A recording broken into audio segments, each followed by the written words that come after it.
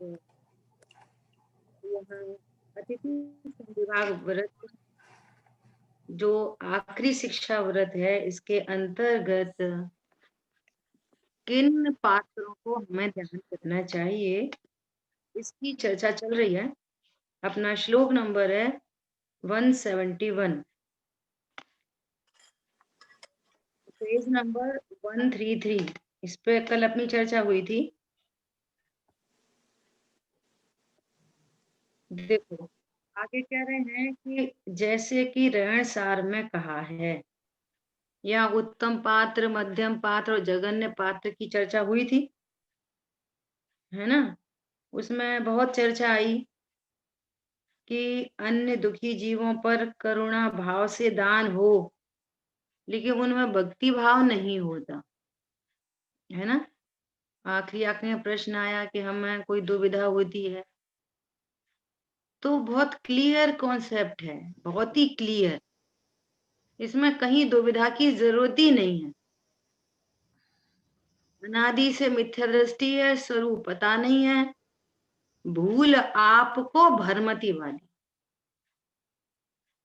अपने को जानने का क्रम कहाँ से शुरू होगा कि मैं अपने को जानूं, इसका क्रम शुरू कहाँ से होगा? बोलो कौन बताएगा? तत्व श्रद्धांत से, देव शास्त्र गुरु के श्रद्धांत से स्टार्ट होगी कहानी। यदि आपको सुखी होना है तो आपके सुखी होने का मार्ग देव शास्त्र गुरु से निकलता है। पहले एग्जाम्पल भी दिए हैं कई बार। आपको ट्रेन में बैठना है तो ट्रेन में बैठने का मार्ग प्लेटफॉर्म से और विंडो से टिकट लेने पर शुरू होता है कि भैया ट्रेन में बैठना है, विंडो पे जाने की क्या जरूरत है, कि प्लेटफॉर्म पे जाने की क्या जरूरत है, कि नहीं जरूरत है, उसके बिना बात नहीं बनेगी। ऐसा हमें तो हमारे स्वरूप को जानने की जरूरत है। देवशाल गुरु के स्वरूप को जानने की क्या क्या बात है। रत्नकर्ण शापकाचार्य जी में संबंध भद्र आचार्य देव ने पहले श्लोक में वर्धमान स्वामी को नमः श्री वर्धमानाय विधूत कलिलात्मा, वर्धमान स्वामी को नमस्कार किया। फिर दूसरे श्लोक में प्रतिज्ञा की कि मैं उस धर्म को बताऊंगा। धर्म के ईश्वर ने जो धर्म बताया है उस धर्म को बताने जाऊंगा। फिर कह रहे हैं कि धर्म का मूल सम्यक दर्शन है, और सम्यक दर्शन का अर्थ है आत्मश्रद्धान। और वो आत्मश्रद्धान बताना था तो सामने खड़े कर दिए देवशाह गुरु कि अरे आप आत्मश्रद्धान बताते ना, सम्यक दर्शन कैसे होता है ये बताते ना। तो करण हाँ वो ही बताने जा रहे हैं। पहले देवशाल गुरु को के स्वरूप को समझो। अब जिसको देवशाल गुरु के स्वरूप में ही गड़बड़ है तो फिर बढ़ेगी। अग्रहित मिथ्यात्व महापाप, अग्रहित मिथ्यात्व को सबसे व्यसनादिक से भी बड़ा पाप जानकर पहले छुड़ाया।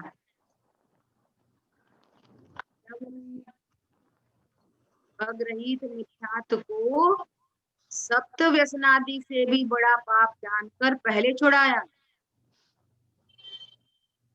वो महापाप है, और ग्रहित मिथ्यात्व उससे भी बड़ा पाप। समझ में आई बात? ग्रहित मिथ्यात्व उससे भी बड़ा पाप है। ग्रहित मिथ्यात्व छूटे बिना अग्रहित नहीं छूटता। इसलिए हमारे सुखी होने का मार्ग देवशाल गुरु से निकलता है, और देवशाल गुरु के स्वरूप को हमें भली भांति जानना चाहिए।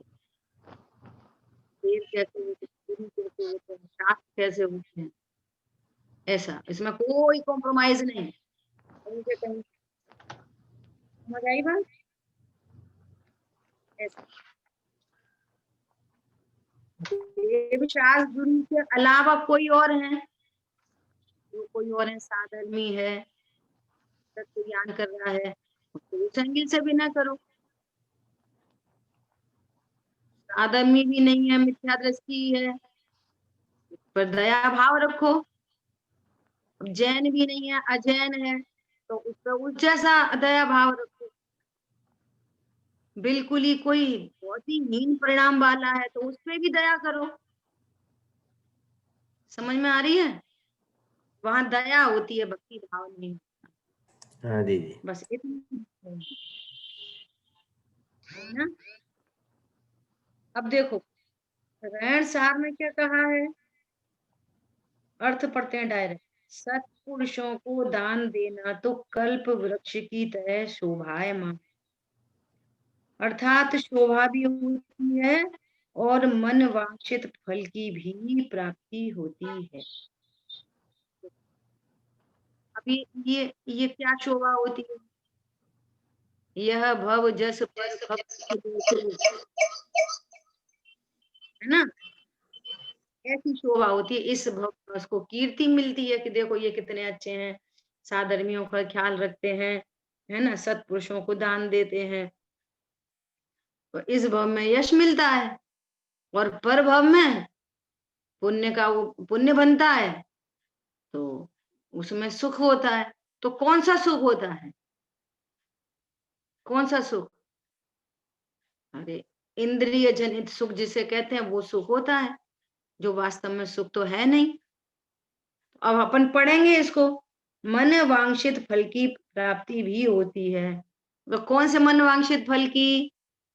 जय गाड़ी घोड़ा बंगला बच्चे आज्ञाकारी सुंदर शरीर, ये तो ये कोई मन वांछित फल है क्या? नहीं है। अरे वांछित फल तो है हे प्रभु, हमें शीघ्र अतिशीघ्र मोक्ष तत्व की प्राप्ति हो, ये है मन वांछित फल। तो इस मन वांछित फल की प्राप्ति कल्प वृक्ष से होती है क्या? सत्पुरुषों को दान देने से होता है? ये बराबर ख्याल में ये शुभ भाव से तो होती है। फिर सत्पुरुषों को फिर दान नहीं दे? अरे नहीं दे की बात ही नहीं है। वो तो जितना जितना गुणस्थान बढ़ता जाता है तो ऐसे ऐसे शुभ भाव होते हैं जीव को, तो शुभ भावों का ज्ञान कराया है। करना नहीं करने का कोई मैटर ही नहीं है। जब तक पूर्ण वितरागता नहीं होती तो सत्पुरुषों को भी अन्य सत्पुरुषों के प्रति बहुमान होता है। ये जो पंचम गुण स्थानवर्ती जीव है यह स्वयं ही सत्पुरुष है। ये सत्पुरुष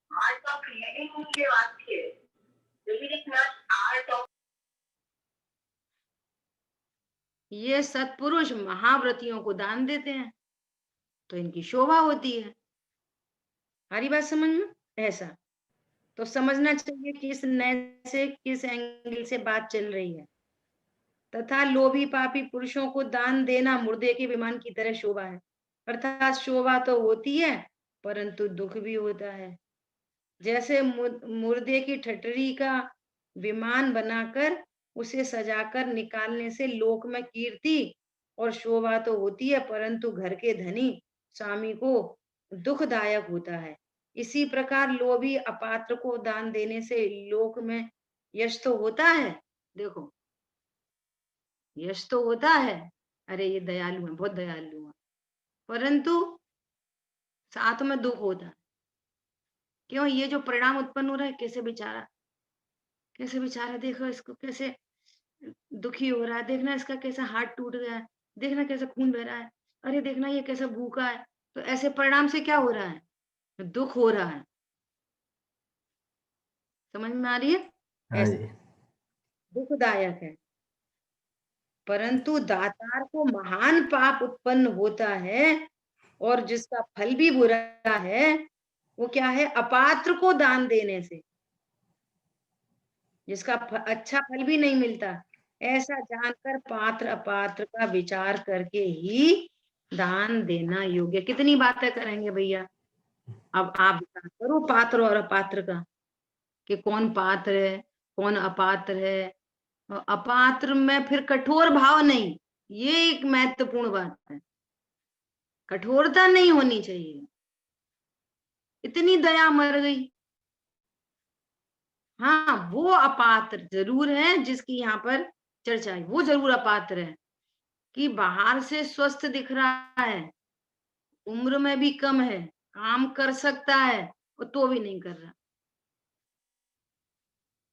है। और अपन ने उसको कुछ दान वगैरह दिया भी, तो वो उल्टा सीधा उसका इस्तेमाल कर रहा है।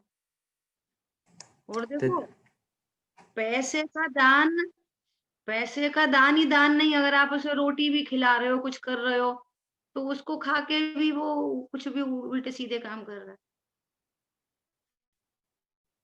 वो वाली बात है।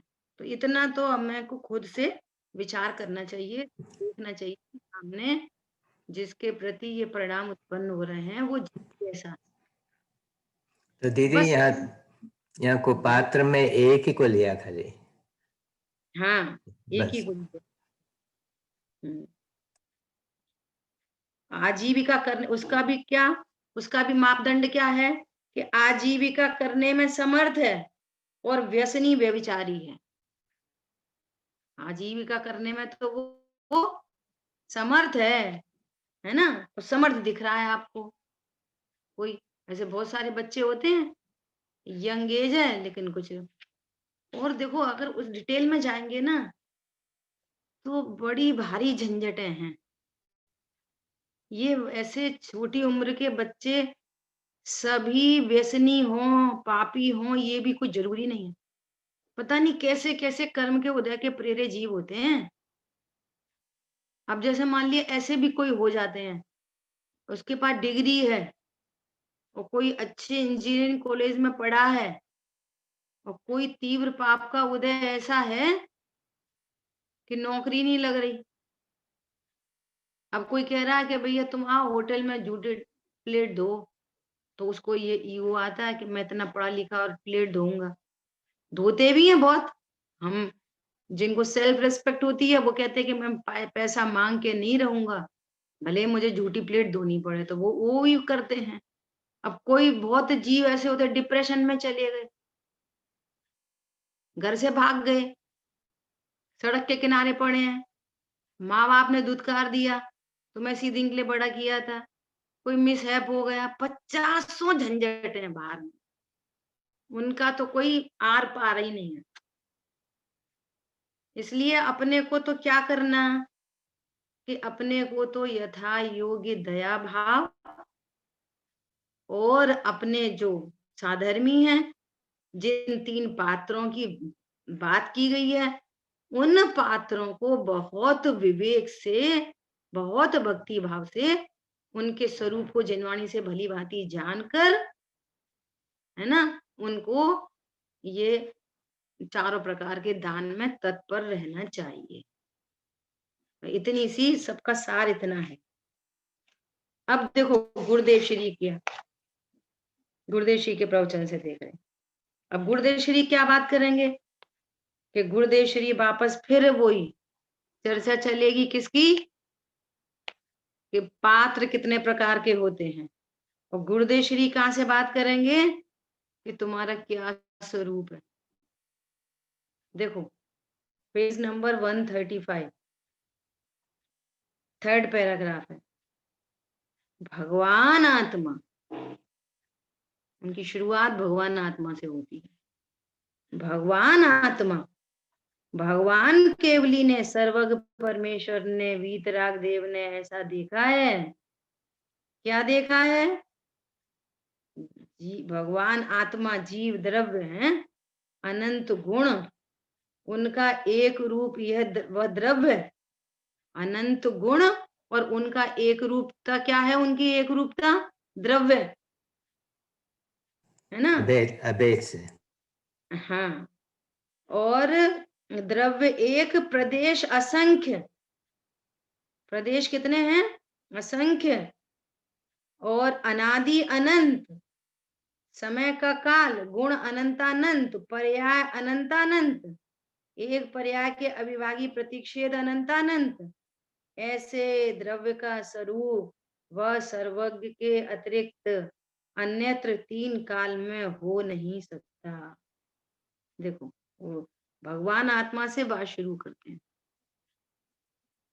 अभी दादा का एक वो, दादा ने 101 काव्य का वो लिखा है रोला शतक, है ना, वो आजकल चल रहा है यूट्यूब पे, शाम को 8:15 बजे से लाइव चलता है। तो उसमें दादा बता रहे थे कि समय सारणी में एकत्व विभक्त आत्मा बताई। तो विभक्त मतलब कि पर से विभक्त। तो पर मतलब क्या क्या? पर स्थूल से सूक्ष्म की ओर। देखो ये सब चीज एकदम अपने को सेटेड चाहिए एकदम से। पर मतलब पर की लिस्ट बनाओ। तो स्थूल, सबसे स्थूल क्या?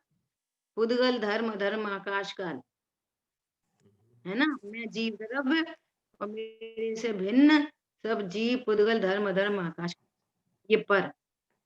फिर थोड़ा नजदीक आके अन्य चेतन अचेतन पदार्थ संयोग, ये पर। फिर शरीर पर, फिर कर्म का बंधन, कर्म पर, फिर राग आदि भाव पर, है ना।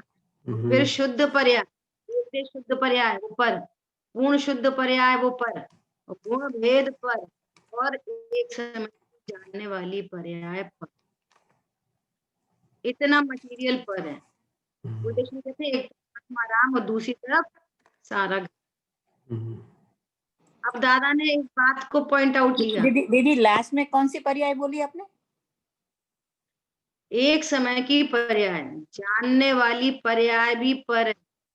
त्रिकाली ध्रुव भगवान और उसको छोड़ के एक समय की जानने वाली पर्याय भी पर। ठीक है। इस जिस क्रम से अपन ने अभी चर्चा की है, इस क्रम से कोई बता सकता है? बोलो 50 बार बात। पहले पांच द्रव्य सबसे स्थूल, उद्गल धर्म, धर्म आकाश काल, फिर सब सारे चैतन्य पदार्थ विश्व के, उसके बाद मेरा शरीर जो मेरे नजदीक है, चेतन अचेतन पर पद, चेतन चेतन चेतन चेतन, फिर शरीर के बाद कर्म का फल, रागादि पर्याय, और फिर समस्त पर्याय, उसके बाद और अंतिम में एक समय अशुद्ध पर्याय भी, और एक समय की पर्याय अंतिम में, जानने की पर्याय मिला के सब एक समय की पर्याय। थोड़ा थोड़ा सा अभी है ना। कुछ छूट गया। एक निर्मल पर्याय भी नहीं है, निर्मल पर्याय भी नहीं है। एक देश शुद्ध पर्याय और पूर्ण शुद्ध पर्याय, या संवत निजरा तत्व भी और मोक्ष तत्व भी। तत्व की भाषा में बात करें तो आशाबंध अशुद्ध पर्याय, संवर निर्जरा एक देश शुद्ध पर्याय, और मोक्ष तत्व पूर्ण शुद्ध पर्याय। पर्याय मात्र पर है, मेरे से भिन्न है ना। और एक समय की जानने वाली पर्याय, और गुण भेद भी। गुण भेद भी क्या है? पर है, मैं एक अभेद है। ये तो पर की लिस्ट हुई। ठीक है। अब दादा क्या बोले? तो स्व में क्या है? स्व खाली डिब्बा है। मेरा एकत्व किससे है? पर से विभक्त और स्व से एकत्व। तो मेरा एकत्व किससे है? मैं जीव द्रव्य, मेरा एकत्व किससे? अनंत गुण, अनंत शक्ति, अनंत धर्मयुगल, असंख्यात प्रदेश। उपयोग लक्षण मिलाना है तो उपयोग लक्षण को ले सकते, प्रसिद्धि नहीं तो उसको भी साइड कर, है ना। इनसे मेरा जो चर्चा यहाँ पे उपदेश की ले रहे हैं, समझ आ रही बात? मेरा एकत्व, मैं तो अकेला अकेला अकेला मतलब क्या? अकेला मतलब खाली डिब्बा नहीं। अनंत गुण, अनंत शक्ति, अनंत धर्मयुगल, असंख्यात प्रदेश मई अभेद, अपने द्रव्य क्षेत्र काल भाव मई अभेद। द्रव्य क्षेत्र काल भाव मई अभेद क्या? द्रव्य से सामान्य, क्षेत्र से अभेद, काल से नित्य, और भाव से एक, ऐसा। सामान्य अभेद नित्य एक, इनमयी मेरा एकत्व, और बाकी सबसे पर से विभक्त। समझ में आया? पर्याय के द्रव्य क्षेत्र काल भाव न्यारे हैं। पर्यायर्थिक न से देखेंगे तो सामान्य के सापेक्ष में उधर क्या होगा? विशेष। क्षेत्र से भेद, और वहां अनित्यता और अनेक। पर्याय का द्रव्य क्षेत्र काल भाव है। ये मेरा द्रव्य क्षेत्र काल भाव नहीं, मैं विशेष नहीं, मैं सामान्य हूँ, मैं भेद रूप नहीं, मैं अभेद हूँ, मैं अनित्य नहीं, मैं नित्य हूँ, मैं अनेक गुण भेद वाला, पर्याय भेद वाला, मैं अनेक नहीं, मैं एक ज्ञान भाव। तो इनसे मेरा एकत्व और बाकी सबसे पर्याय मात्र से विभक्त। तो पर्याय मात्र से विभक्त है ना? तो फिर गुण भेद, फिर संयोग, फिर शरीर, फिर अन्य चेतन अचेतन पदार्थ, सब तो बहुत दूर रह गए। सारी बात ख्याल में? ऐसा देखो क्या बोल रहे हैं, वस्तु ही जहां भगवान आत्मा गुरुदेव श्री बार बार वस्तु स्वरूप को खड़ा करते हैं। जिस वस्तु स्वरूप को जानने से अणुव्रत महाव्रत सब होते हैं, जिस वस्तु स्वरूप को जानने से 4 प्रकार के दान होते हैं, जिस वस्तु स्वरूप को जानने से क्या कहना चाहिए, सत पात्रता आती है, जिस वस्तु स्वरूप को जानने से दातार के 7 गुण होते हैं, जिस वस्तु स्वरूप को जानने से नवदा भक्ति होती है, सब वस्तु स्वरूप को जानने से होता है जो कुछ। दीदी वो एक पर्याय के अविभाग प्रतिच्छेद को थोड़ा एक्सप्लेन करिए ना, वो क्या होता है?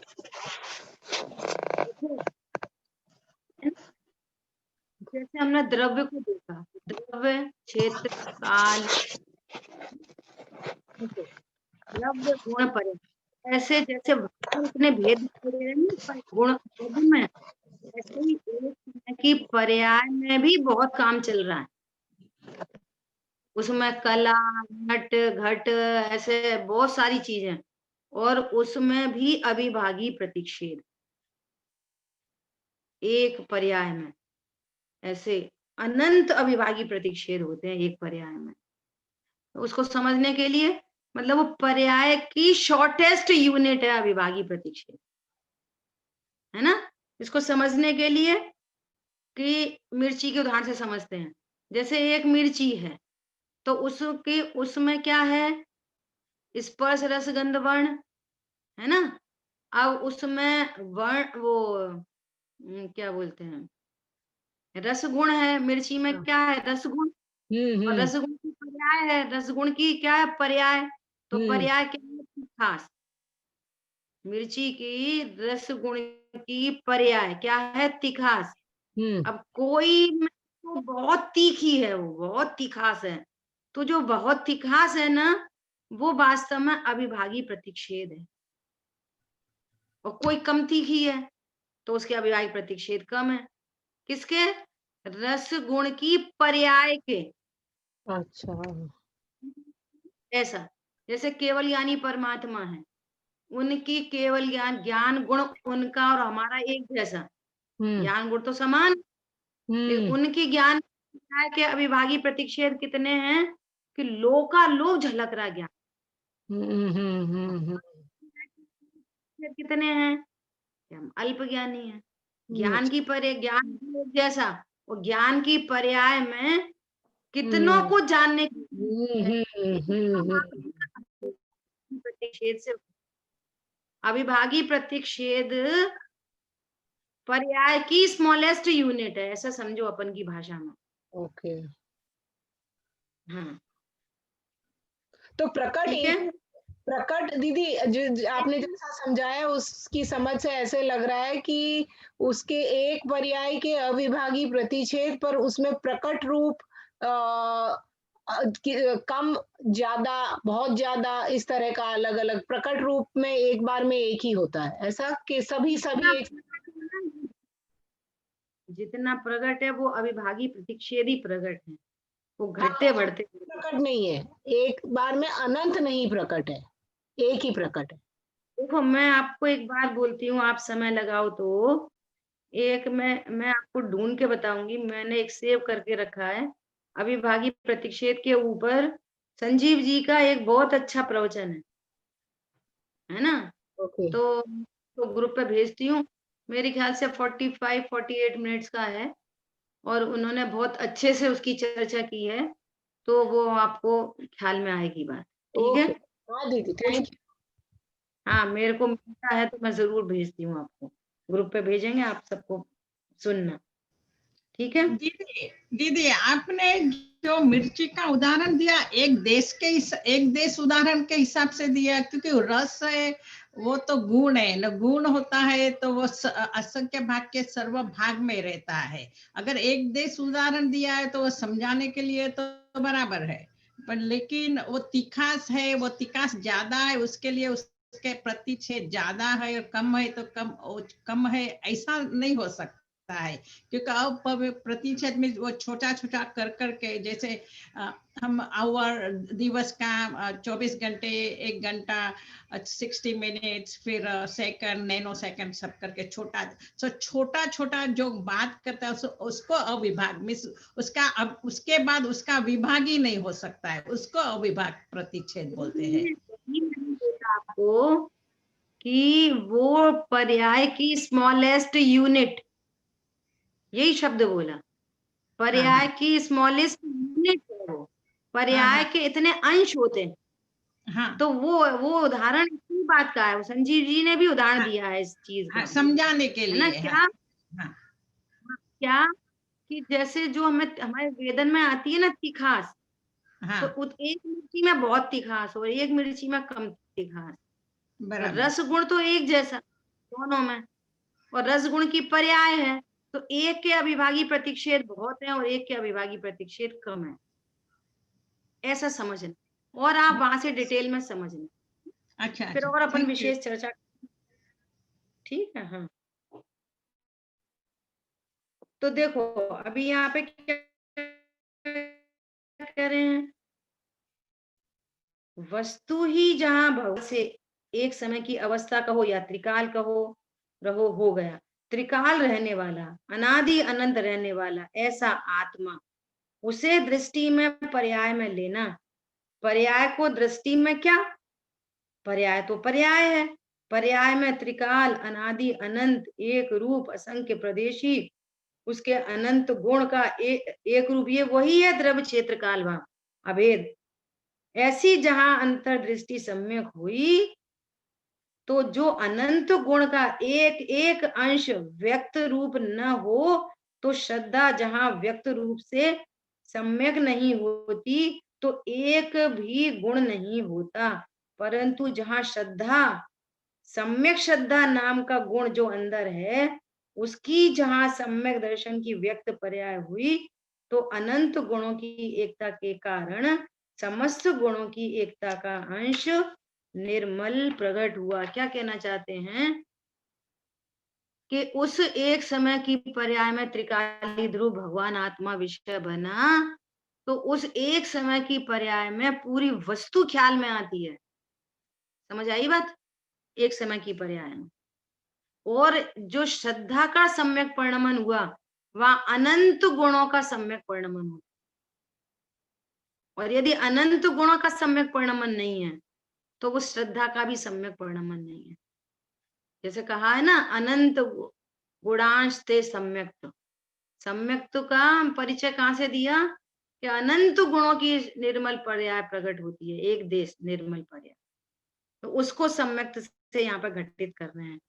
मैं एक वस्तु, कितना क्षेत्र, असंख्य प्रदेशी चौड़ा, कितने काल का कि अनादि अनंत, कितने गुण का, अनादि अनंत समय की अपेक्षा अनंतानंत गुण। ऐसा अभी ज्ञान में भी झेलना जिसे जिसे कठिन पड़ता है, उसे ऐसा आत्मा अंतर में दृष्टि करके उपयोग अंतर में झुकाना, ये महापुरुषार्थ, ये है विश्व में एक ही पुरुषार्थ है कि इस एक वस्तु स्वरूप का ही भांति निर्णय करे और निर्णय पूर्वक बाकी ये जो सब चर्चा आ रही है चरणान योग में, ये ऐसा दान देते हैं, ऐसे नवदा भक्ति होती है, ऐसे सप्त गुणों से संयुक्त होते हैं, पात्र कौन है, अपात्र कौन है। तो ये इन सब चीजों का ये तो सब जानने में आने योग्य है, जाना हुआ प्रयोजनवान है। हम करें नहीं करें, कम कर लें ज्यादा करें, तो फिर अपात्र को ढूंढे, अपात्र को नहीं देंगे, पात्र को ढूंढे, पात्र को देंगे। इन विकल्पों की जरूरत नहीं है। पॉइंट समझ में आ रहा है? जहां एक वस्तु स्वरूप को जाना जाता है, सहज ही अनंतानुबंधी लोक का जहां अभाव होता है, तो सहज पर द्रव्यों के प्रति ऐसा परिणाम उत्पन्न होता है। ऐसी बात। दीदी हम लोग पेज 136 पर हैं। अभी 136 के बाद 137 पे चर्चा करेंगे। दूसरा पैराग्राफ है, भगवान अनंत गुण की महिमा वाला पदार्थ है। देखो गुरुदेव श्री उस एंगल से बात नहीं कर रहे और बार बार स्वरूप की महिमा हमको बता रहे हैं, बार बार। देखो क्यों, इसके जानने से ही सब काम होंगे, और इसको जाना नहीं तो कुछ काम नहीं बनेगा। ऐसा भगवान अनंत गुण की महिमा वाला पदार्थ है। देखो अपन इस चीज को भी रोज महसूस करते हैं कि जब दूसरी बातें आती हैं तो हमारा ज्ञान एकदम एक्टिव होता है। तो फिर ऐसे बहुत सारी बातें आती हैं, तो फिर क्या करना चाहिए, क्या नहीं करना चाहिए, ऐसा नहीं करना चाहिए, है ना। और जहाँ परमार्थ है, ये परमार्थ तो अनुभव करने योग्य है। बस इसका निर्णय करो, इस रूप अपने को अनुभव करो। यहाँ इसमें कुछ करने का, डरने का, नहीं करने का, ज्यादा करने का कुछ विकल्प ही नहीं है जहां रहता। पॉइंट समझ में आ रहा है? उस डायरेक्शन में जाते हैं तो अनेक भाव उत्पन्न होते हैं, और यहाँ आते हैं तो सर्व विकल्पों का नाश होता है। ऐसा है भगवान आत्मा। आपको वो रोला शतक भी भेजेंगे, उसकी पीडीएफ भी आ गई है, और उसका वीडियो भी आया है गाया हुआ, है ना। बहुत अच्छा है रोला शतक। दादा बहुत ध्यान की और सहजता की सारी बातें की हैं उसमें, बहुत गजब चर्चा की है। बोले ध्यान करना चाहते हैं और ज्ञान की निरंतरता तो ध्यान है, और हमें द्रव्य गुण पर्याय वस्तु स्वरूप के ज्ञान की आवश्यकता नहीं है ना। और तरह तरह से ध्यान करो। फिर ध्यान क्या करो, ये पद्मासन लगाओ और आंख बंद करो। एक लॉजिक दिया, आंख जो नेत्र इंद्रिय है ना, उस नेत्र इंद्रिय पे तो ढक्कन है, आईलिड, तो आप उसको बंद कर लो। कान इंद्री को कैसे बंद करोगे, बंद करोगे। स्पर्शन इंद्री को कैसे बंद करोगे। पॉइंट समझ में आ रहा है? आंख बंद करके ध्यान करो, तो बाकी 4 इंद्री और 5वें मन का क्या करोगे। भैया वस्तु स्वरूप ऐसा है कि जिस वस्तु स्वरूप को अग्र करते हैं वो एकाग्र होते हैं। तो भले 5 और 6वां मन 6 इंद्री ओपन रहे, उपयोग उस डायरेक्शन में जाता नहीं है ना। तो किसी को बंद करने की जरूरत नहीं पड़ती, उधर का ज्ञान होता नहीं है, और स्वभाव की सन्मुखता से अतीन्द्रिय आनंद प्रकट होता है। पॉइंट समझ में आ रहा है? ऐसा अद्भुत स्वरूप है। देखो भगवान अनंत गुण की महिमा वाला पदार्थ है, जिसके एक एक गुण की महिमा का पार नहीं होता। स्वभाव को क्या कहना, स्वभाव की महिमा का क्या कहना। ऐसे ऐसे अनंत गुण का प्रभु भगवान, अनंत गुण, उसकी एक समय की दशा। यहाँ तो वह स्वरूपाचरण सिद्ध करना है। आत्मा में चारित्र नाम का गुण है, और वह भी आंशिक प्रकट न हो तो अनंत गुण की दृष्टि हुई ही नहीं। और अभी तो बड़ा विवाद चलता है कि चौथे गुणस्थान में स्वरूपाचरण नहीं होता। चलता है ना, बहुत लोग कहते हैं सम्यक दर्शन तो होता है चौथे गुणस्थान में, पर स्वरूपाचरण नहीं होता। भैया जहाँ सम्यक दर्शन होता है वहां सम्यक ज्ञान भी होता है, सम्यक चारित्र भी होता है, स्वरूपाचरण चार स्वरूप में आचरण भी होता है। यदि स्वरूपाचरण नहीं हो, है ना, तो अकेले 3 गुण की शुद्ध पर्याय नहीं, अनंत गुणों की शुद्ध पर्याय प्रकट होती है सम्यक दर्शन काल में। जब ज्ञान एको अग्र होता है और ज्ञान सम्यक होता है, हाँ मैं ज्ञान स्वरूपी भगवान आत्मा हूँ, श्रद्धा वहां सम्यक होती है, चारित्र भी सम्यक, भले ही अंश रूप में अनंतानुबंधी का अभाव हुआ हो, लेकिन चारित्र तो प्रकट होता है ना। तो लॉजिक से बात समझ में आती है। तो कह रहे हैं अच्छा सम्यक दर्शन प्रकट हुआ और अतीन्द्रिय आनंद आया नहीं, तो भी सम्यक दर्शन क्या क्या करेंगे? पॉइंट पकड़ में आ रहा है? ऐसे सम्यक दर्शन का क्या करेंगे जहां अतीन्द्रिय आनंद नहीं प्रकट हो? वो अतीन्द्रिय आनंद प्रकट होने का मतलब क्या है? ये चारित्र गुण की पर्याय स्वरूप में थिर हुई, और जहाँ चारित्र गुण की पर्याय स्वरूप में थिर हुई, स्वरूपाचरण हुआ, तो वहां अनंत गुणों की पर्याय स्वरूप में थिर हुई। तो क्या कह रहे हैं कि ऐसे भान नहीं होता अनंत गुणों का, जिसको अनंत गुणों का भान नहीं होता, तो उसको कैसे सम्यक दर्शन प्रकट होगा? ये बात चल रही है ना? बात ख्याल में आ रही है? क्या क्या विषय चल रहा है अपना? गुरुदेव श्री क्या कहना चाहते हैं? द्रव्य, अनंत गुण, असंख्यात प्रदेशी, ऐसे भगवान आत्मा, इसकी जहां अंतर्दृष्टि हुई, तो अंतर्दृष्टि होने पर अनंत गुणों की शुद्ध पर्याय प्रकट होती है। तो उसे भान होता है, क्या भान होता है? कि मैं अनंत गुणमयी हूँ, उसका ही नाम सम्यक दर्शन है, ऐसा कहना चाहते हैं। दीदी अनंत गुण का भान कैसे होगा? अनंत गुण का नाम भी नहीं जानते हम कि क्या क्या है। आनंद होगा, लेकिन भान कैसे होगा? देखो अच्छा प्रश्न है कि इसके लिए अनंत गुण तो हमारे को हम गिन भी नहीं सकते, बात बिल्कुल सही है। तो ये है ना, चौथी समय सार जी की जो चौथे नंबर की गाथा है ना, कि मेरे निज वैभव का जन्म हुआ है ना, तो उसमें ऐसी ही बात आई है उसकी टीका में। क्या बात आई है?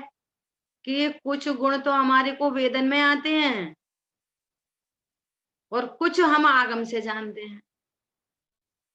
तो अगर भगवान ने ऐसा बात अपनी स्टार्टिंग कहाँ से हुई थी कि सर्वज्ञ देव की श्रद्धा, सर्वज्ञ देव ने अनंत गुण कहे तो अनंत की श्रद्धा है ना, श्रद्धा में तो अनंत है, लेकिन हमारे को बोलो अस्तित्व गुण का, जैसे हमारे को आनंद की प्राप्ति हुई। फॉर एग्जाम्पल, इसको एग्जाम्पल से समझो कि आपकी जिह्वा इंद्री पर मिश्री रखी है ना, तो आपको उसकी एग्जिस्टेंस का पता चलेगा कि नहीं चलेगा? चलेगा। है तो है पना, अस्तित्व गुण का पता चला, है ना।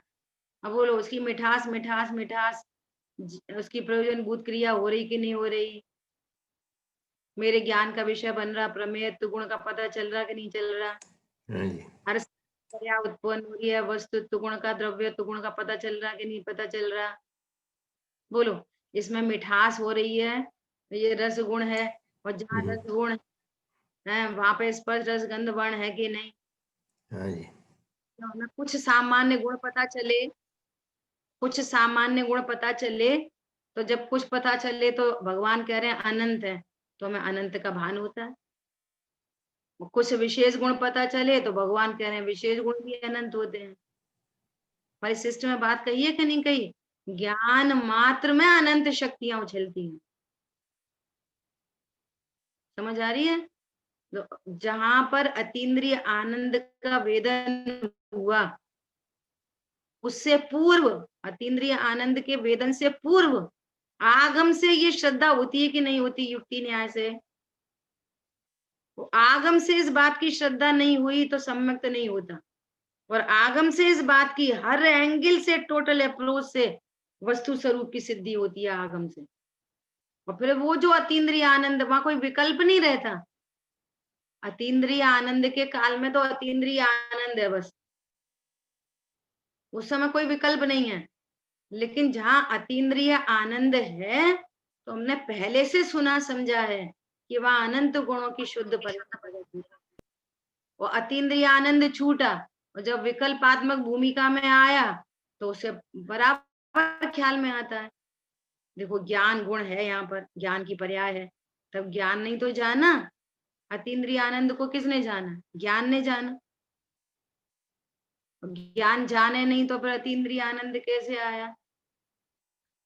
हाँ, मुझे भरोसा हुआ है, मुझे विश्वास हुआ है कि मैं आत्मा हूँ। श्रद्धा की पर्याय ज्ञायक से अभेद हुई है। अभेद हुई है मतलब उसमें चली ही नहीं गई, आ गई नहीं, वो उसमें नहीं आया, वो उसमें नहीं आया। लेकिन श्रद्धा की पर्याय का बोल है मैं ज्ञान स्वरूपी भगवान आत्मा। तो ऐसे कुछ गुणों के जरिए अनंत का भान होता है, श्रद्धान होता है। पण समझ में आया? भान का अर्थ आगम के परिप्रेक्ष्य में और स्व संवेदन के परिप्रेक्ष्य में। समझ आई बात? अनुमान कर सकते हैं, अनुमान। सुनो, जो अनुमान है ना जैन शासन में अनुमान, तो उस अनुमान को सपोज नहीं है जैन शासन का अनुमान। सपोज ऐसा हो सकता है, हो सकता वाले का काम नहीं है यहाँ पर, ऐसा ही है। यहाँ पर अनुमान जो मति ज्ञान की पर्याय है, अनुमान है ना, वो निर्णीत ज्ञान है। निर्णीत ज्ञान को अनुमान कहते हैं, सपोज को अनुमान नहीं कहते जिन शासन में। हरी बात ख्याल में? ऐसा देखो 138 पेज पे, अपने पास 2-4 मिनट है। जिस जीव को सम्यक दर्शन प्राप्त हो चुका है वही पात्र कहे जाने योग्य। अब गुरुदेव श्री बात कर रहे हैं, वास्तव में तो पात्र जिसे मोक्ष होने की तैयारी है ना, उसे ही पात्र कहने में आता है। सम्यक दर्शन के अभाव में किसी प्रकार की पात्रता नहीं हो सकती। जहां सम्यक दर्शन नहीं वहां किसी प्रकार की पात्रता नहीं। कौन सी पात्रता नहीं? ये उत्तम मध्यम जघन्य, क्योंकि जघन्य किसको बोला है? सम्यक दृष्टि जीव को, चौथे गुणस्थान, चौथे गुणस्थान वर्ती को, है ना। इसलिए व्यवहार समिति लेंगे, हैं द्रव्यलिंगी मुनि पात्र नहीं अपितु उत्तम कुपात्र है ना। मिथ्या दृष्टि को द्रव्यलिंगी कहने में आता है। इस तरह की सब चर्चा अपनी हो चुकी है, ठीक है। समय भी अपना हुआ है। कुछ एक मैटर और रहता है इस श्लोक से रिलेटेड, शेष चर्चा अपन कल करेंगे। कितना टाइम? देखो 1 मिनट शेष है। 140 पेज पे देखो, वास्तव में तो मिथ्यात्व व हिंसा है। 140 पेज पे स्टार्टिंग में, भगवान आत्मा शुद्ध चिदानंद की मूर्ति से विरुद्ध मान्यता, वह पुण्य के आश्रव के दया दान व्रत भक्ति के परिणाम है, उनसे मेरा कल्याण होगा। उस पुण्य से कल्याण मानने वाला मिथ्यात्व महाहिंसा है। और देखो मैथुन किसको कह रहे हैं? मैथुन आत्मा की हिंसा कर रहा है। महा आत्मा के लिए सत्य को असत को कर रहा है, महाचोरी करता है। अपने स्वरूप के प्राण वहां लुट जाते हैं। राग के साथ मैथुन है। देखो परद्रव्य को कहाँ कोई छू सकता है, भोग सकता है? परद्रव्य का तो मैटर ही नहीं है। राग के साथ एकता बुद्धि वही मैथुन है, वही महामिथ्यात्व का परिग्रह है। उन्होंने हिंसा को पूरे 5 पाप में यहाँ पर घटित किया है। ये बात लेनी थी। बाकी इस श्लोक का अपन का स्वाध्याय पूर्ण हुआ और शेष चर्चा अपन आगे करेंगे। जिन वाणी के ज्ञान से तुझे लो, वाणी मस्तक नमो सदा दे तुम। बोलिए द्वाशामयी जिनवाणी माता की जय हो। जय हो। जय जिनेन्द्र। जय हो। जय जिनेन्द्र। जय जिनेन्द्र।